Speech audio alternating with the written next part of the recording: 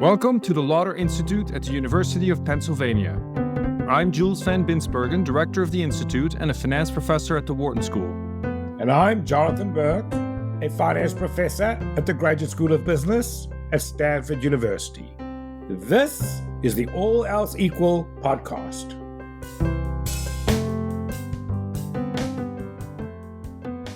Welcome back, everybody. Today we're going to do something different, largely because our guest today, Steven Pinker, has written a book that Jules and I decided is so all-encompassing in many of the issues we've spoken about on the show that it's worth devoting 2 shows to. That's what we're going to do. So let's first introduce the topic. The topic is common knowledge. We decided to do the show because of Steve Pinker's latest book on the subject. To begin with, let's just talk about what is common knowledge. The book is called When Everyone Knows That Everyone Knows. So I think, Jonathan, the first thing we should do is define what common knowledge is. And I think that Stephen does a very nice job in the book explaining that what in English we generally mean with common knowledge is actually not what in, say, game theory or psychology people refer to as common knowledge. In other words, if there is a piece of information that everybody is aware of, then in common English, you might say that's common knowledge, but that's not what's meant. What's meant with common knowledge is not just that everybody has a piece of information, but also that everybody knows that they have that piece of information. And you can even iterate that further, that everybody knows, that everybody knows, that everybody knows, that everybody knows, and you can iterate that into infinitum. So what struck me about the book, and what made me think this was something we wanted to talk about on this podcast, is the way Steve Pinker starts the book out. This idea of common knowledge, both Jules and I, we use it every day. It's part of anybody who's ever worked in game theory. But I think, speaking for myself, that Steve Pinker is right in saying that I thought of it as a mathematical construct, an assumption to make our models work. I never considered it to be a central important part of human behavior.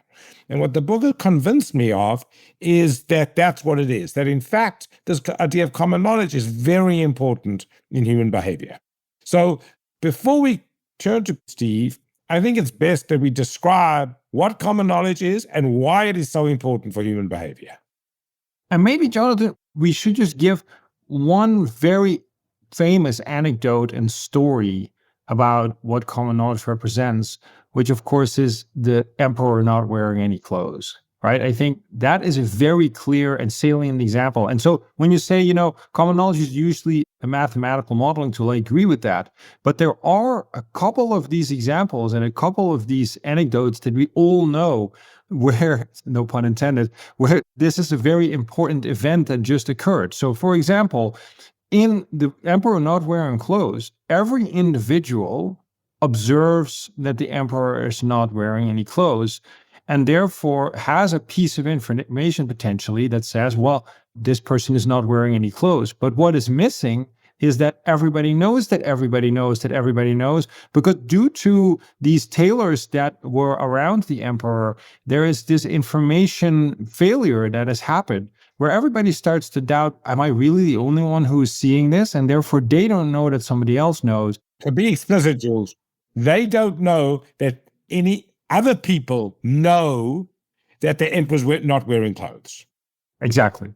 And then when that little boy screams out and says it, of course, that is the moment that it becomes common knowledge. Because if in the public square, the boy screams it out, and now everybody knows that everybody knows that everybody knows that everybody knows, and ad infinitum that the emperor is wearing no clothes, suddenly the entire social equilibrium in that society changes.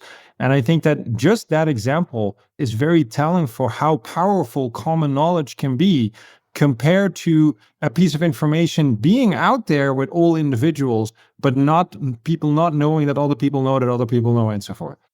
So what I think we're going to do, Jules, is let's introduce our guest now and speak about the specific cases when common knowledge can be useful and how does common knowledge affect everyday human behavior. Yes, I think that's a great idea, Jonathan. Let's do that. Our guest today is Steven Pinker, who is the Johnston Family Professor of Psychology at Harvard University. He really needs no introduction. I was talking to somebody recently and asking, who today is the equivalent of Carl Sagan? Somebody who explains science to non-scientists. And I think we agreed that the closest person is Steve Pinker, and his series of books has so many interesting scientific theories that these books have brought down to a level that almost anybody can read. So today he's here because he's written a new book, which Jules and I read and we think is just fascinating, called When Everybody Knows That Everyone Knows. And it's about the idea of common knowledge. So with that in mind, Steve, welcome to the show. Thank you.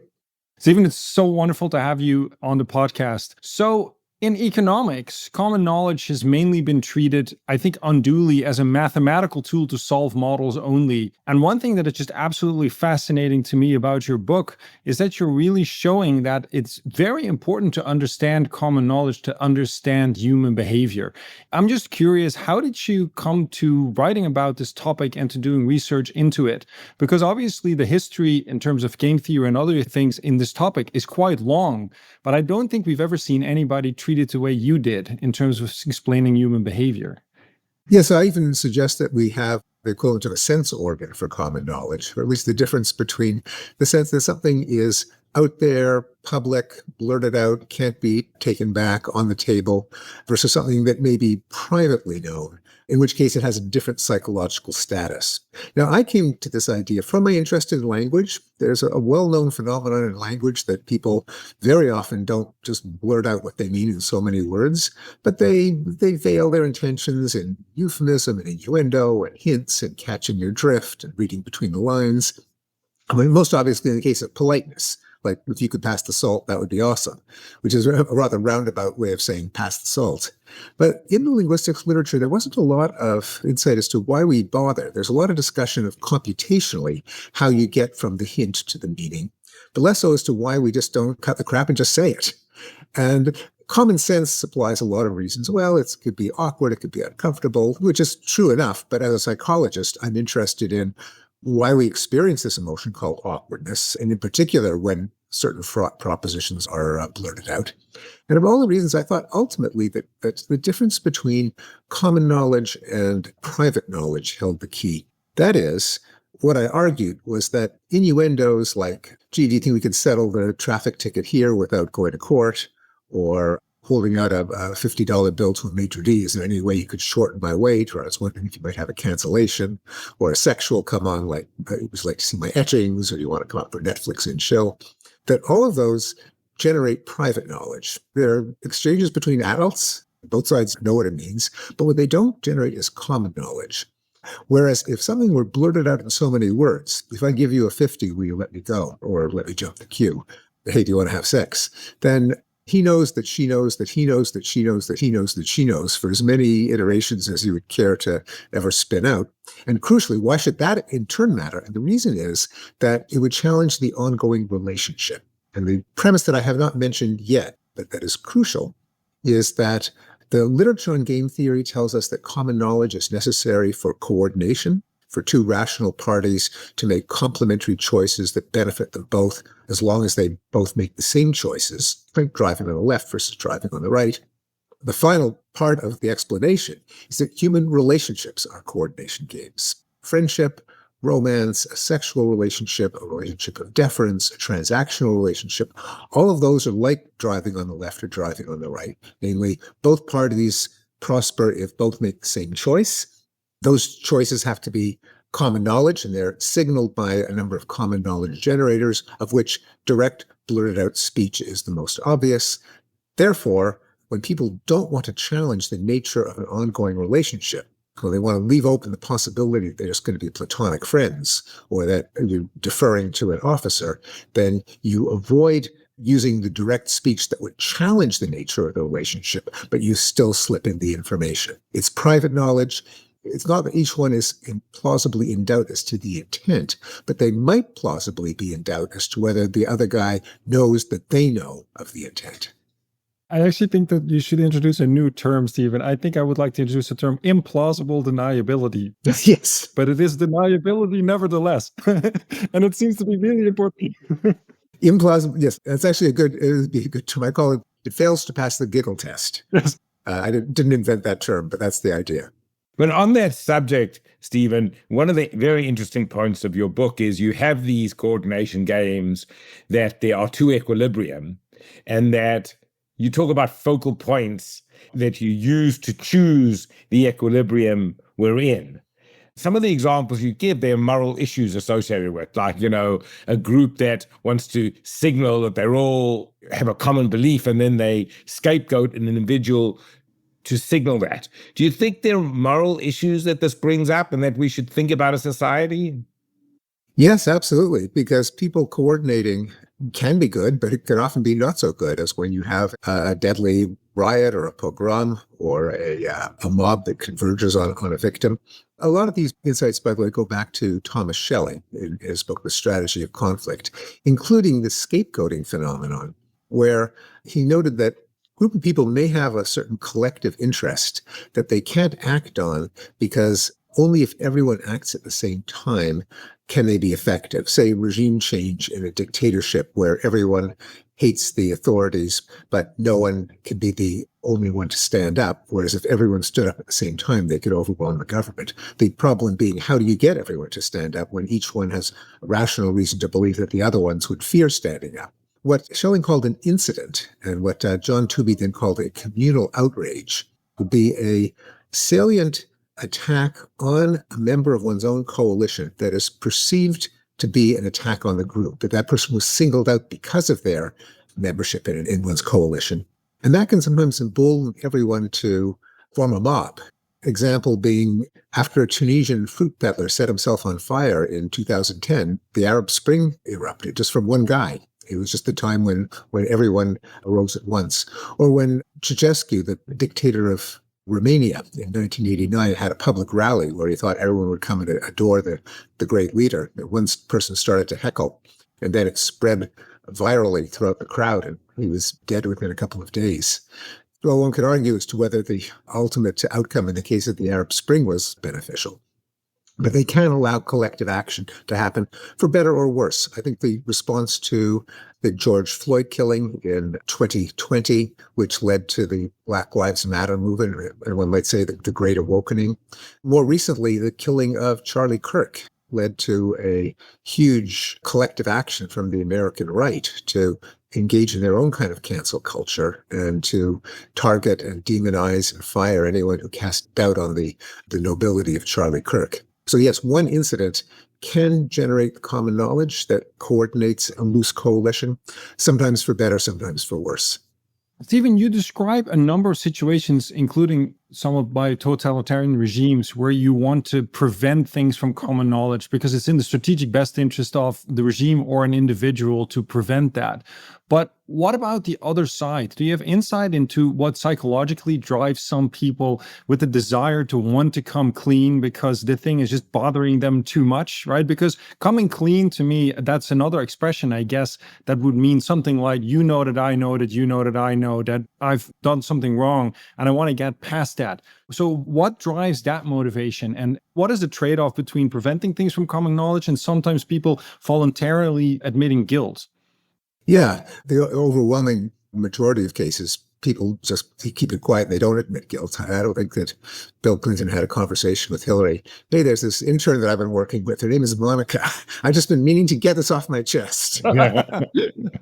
So we shouldn't exaggerate how often the phenomenon occurs. I mean, sometimes it does occur. The easiest one to explain would be if someone has reason to believe that the truth will out, then if they keep it to themselves, they're guilty of two infractions, whatever it was they were ashamed of, and dishonesty. Yep. Whereas if they at least come clean, at least they're no longer guilty of the dishonesty.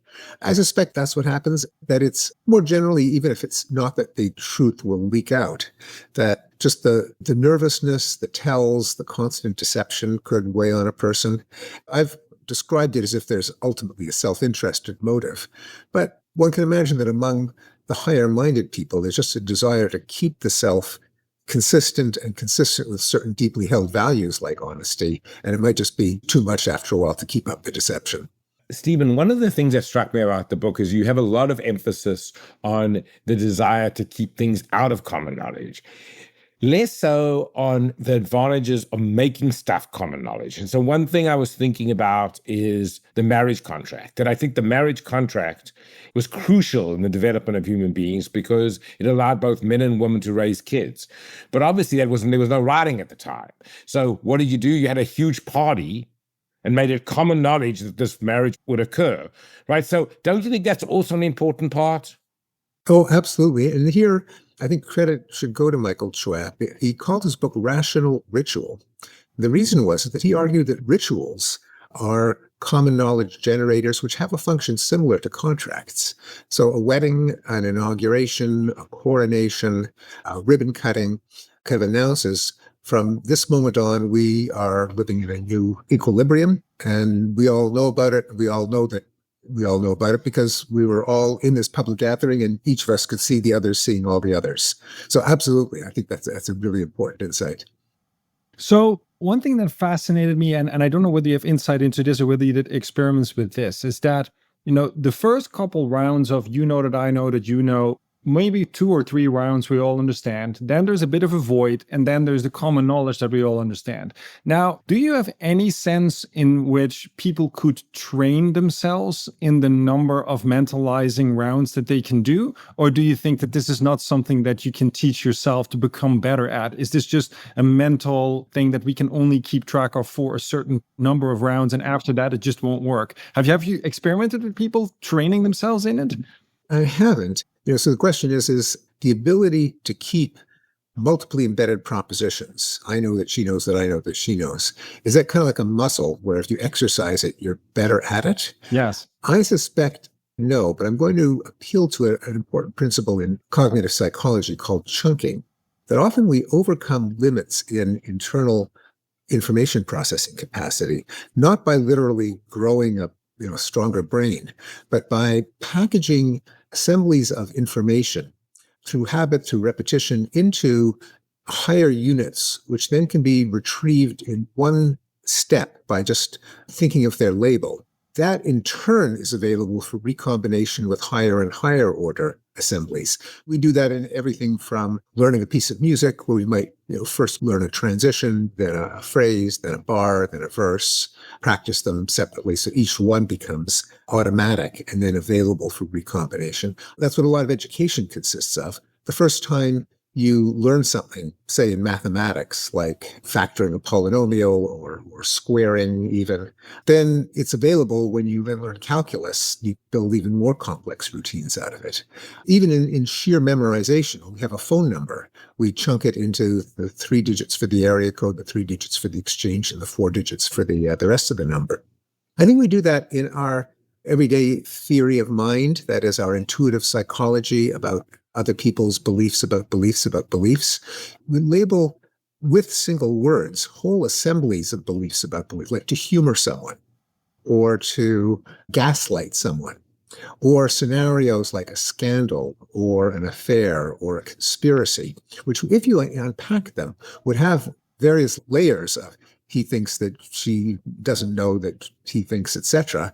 But when we're familiar enough with them, we can give them a single English word and it can call it to mind right away. That way, we're not literally expanding our cognitive information processing capacity, but we are thinking increasingly complex thoughts.